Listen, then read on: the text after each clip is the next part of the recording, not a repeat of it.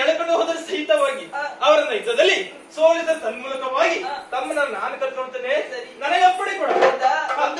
ಏನಮ್ಮ?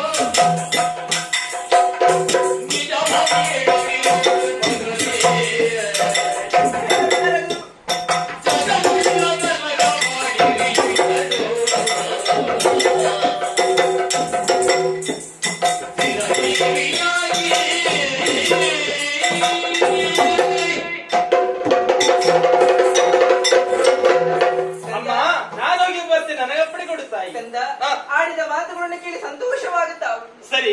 ಧೀರನಾದಂತಹ ಮಕ್ಕಳಾಡುವಂತಹ ಮಾತನ್ನೇ ಆಡುತ್ತಾ ಇದ್ದಿ ಕಂದ. ನೀನು ಹೋಗಿ ಅವರೊಂದಿಗೆ ಹೋರಾಡಿ ವಿಜಯವನ್ನ ಸಾಧಿಸುವುದೇನೋ ಸತ್ಯ.